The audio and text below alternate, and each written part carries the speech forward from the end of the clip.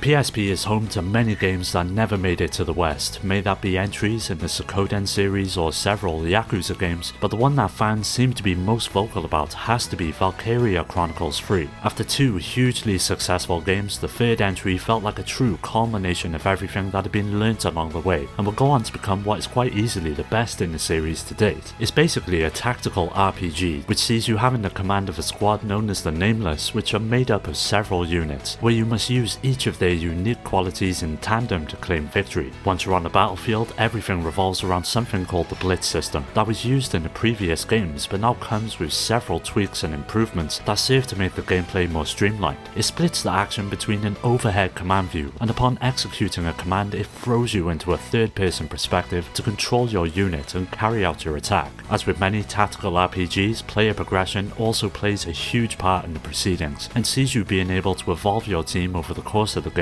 with more powerful attacks and options that severely increase the amount of ways you can complete a mission. To top this off, you can switch a character's class at any time, which is a huge improvement over the second game that required you to grind for special items in order to do so. As a result, there's a lot more room for experimentation that allows the player to settle into a strategy quickly and use it to their advantage. With it now having a full English translation, it's never been easier to jump into one of the PSP's most addictive and rewarding tactical RPGs, so if you're looking for your next strategy fix, Valkyria Chronicles 3 is one you will not want to skip.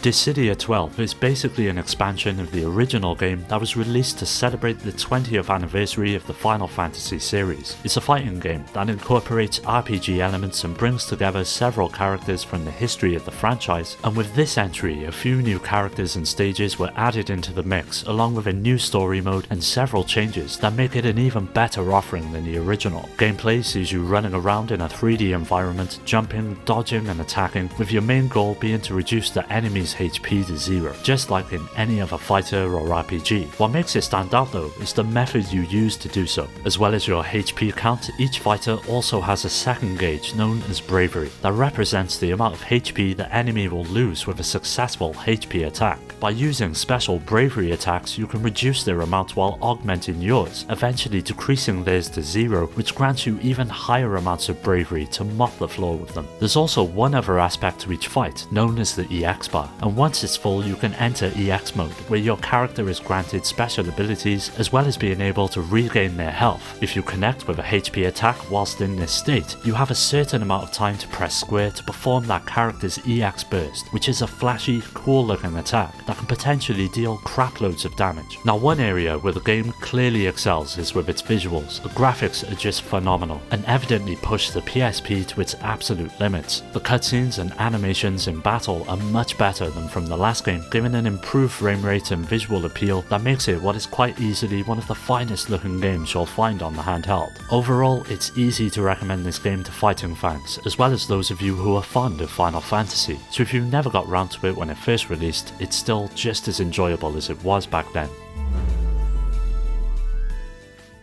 When it comes to platformers, Mega Man has always been one of the more prolific franchises that have gone on to influence the genre as it's evolved over time. From its first appearance on NES right up to the present day, it's seen countless iterations, spin-offs and collections that have kept it relevant throughout the years. By far one of my favourite games in the series has to be Powered Up on the PSP, that unfortunately is still stuck on the handheld. It's essentially a remake of the first game that features a wealth of new content to make your way through, such as a fully fledged story, as well as several other modes that help increase the value of the game in meaningful ways. The gameplay is delightfully simple, and like every Mega Man side-scroller, you can shoot, jump, climb ladders and move around, and it may not seem like much, but since most of the levels are designed in such a great way, the gameplay works well and can be extremely enjoyable, not to mention refreshingly challenging. But what makes it even more interesting is that throughout the game you are tasked with taking down several bosses, or robot masters as the game calls them, and upon their defeat you get to wield the weapon they once called their own. Because of this, throughout the game you're constantly getting new abilities such as bombs and new types of blasters that help mix up the gameplay and improve your chances against some of the more challenging aspects of it. It's clear that a lot of work went into the game, and it shows every second of play. For a portable game, the production values are simply astonishing. That makes this so much more than a simple remake.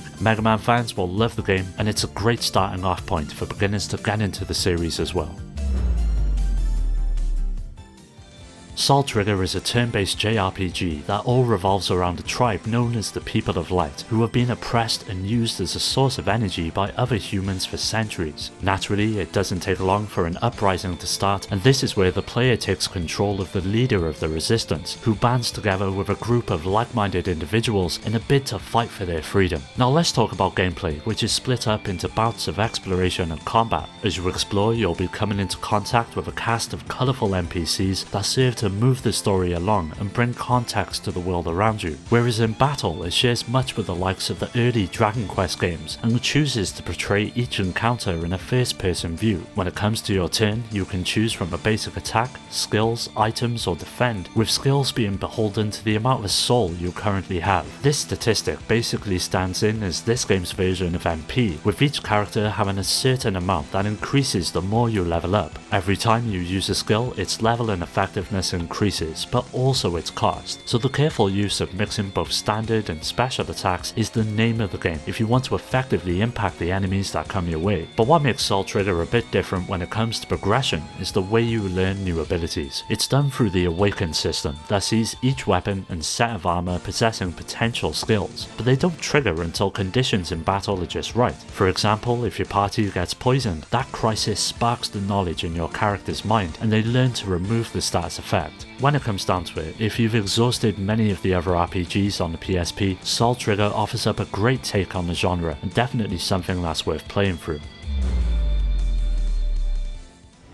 With the release of the first game back in 2007, a handheld version of Assassin's Creed was always something that players had dreamed of, and it wouldn't take long until Ubisoft brought their flagship series to the portable space with Bloodlines. It saw players embarking on another journey with Altair as he travels to Cyprus to uproot another Templar plot to endanger its people. The handheld version shares much in common with its console counterparts and retains the parkour gameplay that made the series so memorable. You'll find yourself scaling buildings for an advantage point, or being able to quickly evade your enemies by vanishing into the rooftops above the cities that comprise the game. But just as important as movement is the combat that caters to both the stealthy approach and going all out when the odds are stacked against you. You've got several weapons to help turn the tide, with your hidden blade being the most proficient for staying out of the spotlight, but also small and heavy weapons that serve as a last resort once the action heats up. The system is comprised of basic swings that when used consecutively result in a combo that slowly beats down the enemy's defense and leaves them open for a stylish finisher that sees the camera zooming in on the action as Altair dispatches each target with grace. You've also got a counter, which is most effective when you're outnumbered, but it's not a good idea to solely rely on it as enemies tend to attack at the same time, so constantly staying on your toes and controlling the flow of each fight with your swings is the main way to come out on top.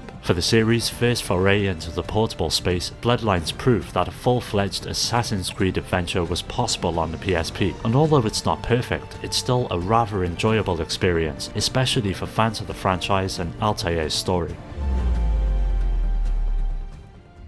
Rengoku 2 puts you into the role of an android built for battle who gains self-consciousness and wants to understand the world around him. In order to do so, he must fight his way up a tower made of 8 different floors which all have a trial to overcome. These come in the form of several enemies that you need to fight and utilize your unique android abilities in order to complete. Each of your limbs are controlled by one of the face buttons, with the main goal being to string them all together in a series of combos to land as much damage as you can. What makes it even better is the game lets you customize your body to suit your style of play. If you like violence with a close personal touch, then you can set up your different body parts to be linked together to focus on melee attacks. But if you like to attack from a distance, there's an impressive amount of variety to the ranged weapons as well. Other strategies could be to stun or overheat your enemies, or to minimize damage to yourself by concentrating on defensive parts such as shields and regeneration. As you upgrade and expand your character using points and parts, you'll find plasma cutters, needle guns, and so much more left behind by your defeated enemies that give you an extra edge in combat. Seeing how every new component appears as it's integrated into your bizarre adaptive cyber body is one of the game's most captivating features. For example, a heavy stun gun can grow horns on your head, resemble claws on the arm, or protrude like bones from the shoulders. It's a really intuitive system which provides countless ways to play the game. Despite what many say, Rengoku 2 is a solid title with a surprisingly deep narrative that's only bolstered by the incredible amount of customization when it comes to gameplay. If you're looking for a game to lose hours upon hours to, then Rengoku 2 will be right up your street. Even though Portable Ops wasn't the franchise's first appearance on the PSP, it was the first true Metal Gear experience that brought everything that players know about the series to the PSP. It packed a truly cinematic story and married it with the mechanics that many have come to know and love, all the while providing a new spin on the tried and tested formula by offering up a different take that saw you building an army of soldiers you find out in the field. Due to the portable nature of the game, the decision was made to split it up into a series of discrete levels, making it perfect for playing in short bursts whilst on the go. They each came along with their own unique objectives, and more often than not it's simply to get to the end of the level, but oftentimes there were things to blow up, documents to retrieve, or people to interrogate and bosses to take down. As I mentioned, throughout the game you can recruit almost any enemy you encounter. They can then be added to various units such as technical, medical, or spies, or directly into the sneaking unit where they will accompany you into actual gameplay. This means that in every level you can have up to 4 team members under your control simultaneously, each with different strengths, weaknesses, items, weapons and skills. The upshot of this is that unless you do something out of the ordinary, most enemies won't pay attention to you. Of course, playing as Snake is required for certain boss battles, but overall the level of freedom is quite high, allowing you to mess around with the game's mechanics and have some fun. While a few of the quirks of the series are missing, most likely due to Kojima's absence on the development side, the brilliant gameplay remains intact, and although it never reaches the same heights of Peace Walker, Portable Ops is still a respectable entry for any fan of the franchise to enjoy. Crimson Gem Saga is a JRPG that harkens back to the days of old and is very much a traditional experience in every sense of the word. It follows the fundamental basics of a true JRPG, yet it almost makes fun of the somewhat archaic formula with tons of humour and anti-heroes that'll likely flip your expectations on their head. For instance, you might open a treasure chest that contains many potions, but the text box will tell you that your character dropped the chest and there's only 3 potions left. Or you might discover a chest that contains piss that restores your HP, only to have a party member tell you that you're disgusting for drinking it. It's these little jibes that give Crimson a distinct attitude that it can call its own. But of course that's only half the story, as if the gameplay wasn't up to the level of comedy offered, then it would all be for nothing. Thankfully, Crimson more than delivers in this department as well, and although it's quite linear with you travelling from village to village, buying new armour and weapons for your characters, and then battling a bunch of enemies on your way to the next, it's still an absolute blast to play. The battle system is turn-based in nature, with each of your characters having a large arsenal of attacks and every encounter being a fast and strategic affair. To help facilitate your proficiency in battle, aside from the usual equipment and weapon stats, you've got a skill tree system that allows you to cater each character to your approach and customize them all to your heart's content. Easily, it's one of the best JRPGs on the PSP, and although it can unexpectedly get quite difficult, it's nothing that ruins the game as a whole, and rather just challenges you to get better. So if you can find it, it's for sure one game that deserves a spot in your collection as well. The third birthday took a huge departure from the first and second entry in the Parasite Eve series, which instead took the survival horror RPG and completely redefined it as a third-person shooter. You once again took on the fight as Aya as you set out to take down a mysterious interdimensional enemy only known as the Twisted, who have invaded the world and caused chaos for humanity. Now when it comes to gameplay, you'll be visiting a wide variety of locales that see you travelling the world and utilising an extremely wide range of weaponry in order to tackle the Twisted. The best thing about it is that some light RPG elements are still included that allow you to upgrade your weapons and abilities over time. That always sees you one step ahead of your enemies, and even though the PSP doesn't have a second analog stick, the gameplay never feels cumbersome thanks to being able to instantly lock onto your enemies with the touch of a button. Further enhancing your chances of survival is also something known as the overdive mechanic that sees Aya being able to instantly transport into the body of any of the number of NPCs that litter the battlefield.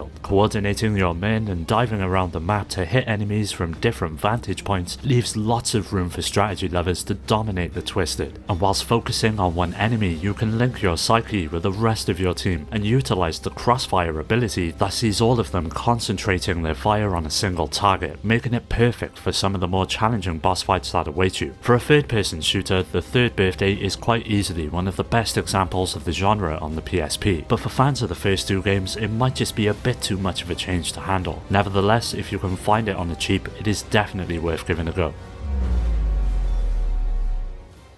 Phantasy Star Online Portable 2 Infinity has to be one of the strongest entries in the series that began way back in 2000 on the Dreamcast. Unfortunately, it never got a release outside of Japan, but is now thankfully fully translated for fans with no understanding of the language to enjoy. Much like the other games, you start off by creating a character and selecting from a range of classes which all have a role to play on the battlefield. You've got this game's version of healers, mages and tanks, allowing you to tackle the range of missions that make up the adventure in a way that suits your playstyle best. The game has a very linear flow to it, with most of your time being spent in a sort of hub area that allows you to buy items, weapons and armor and select from various quests that see you being transported to one of many planets to complete your objectives. This usually takes the form of making your way through a certain location, mopping up the enemies on the way and ultimately culminating in a boss fight that will test your skills and understanding of the mechanics in play to the limit. At its core, the battle system is quite simple, with you having an attack and a special skill known as a photon art. However, your normal attack has a sort of rhythm to it or timing. If you manage to hit it correctly, these attacks will increase in power as you consecutively land hits. This system has the same addictive qualities that the original PSO had, and it feels just as great as ever, offering a fantastic story, deep character customization, upgraded gameplay mechanics, and a nigh on endless amount of content to make your way through. Phantasy Star Portable 2 Infinity is quite easily one of the best action RPGs that you can find on the PSP. Well, that does it for today's video. Keep an eye out for part 3 as that will be coming up soon, so don't forget to subscribe and hit that bell to get notified about new videos. You can follow me on all of the socials which are linked below to stay up to date, and also join my growing community on Discord to meet many like-minded gamers to continue the conversation with. I'd like to give a special shout out to my Patreon supporters Rhino, Skill Jim, Shuden, Richard, Amy, Daniel, Dio, Omar, Strider, Pierre, Carl, Awesome Jacket Dude, Maximus, Scott, Alfred, Terry, Ryan, Alex, GameCube Galaxy, Curse Salaryman, Fake, Elihu and Paddy J for their continued support that helps make these videos possible. If you're interested in joining my Discord or supporting the channel through Patreon, you'll find all of these links down below. As always, thanks for taking the time to check the video out. I'll catch you next time.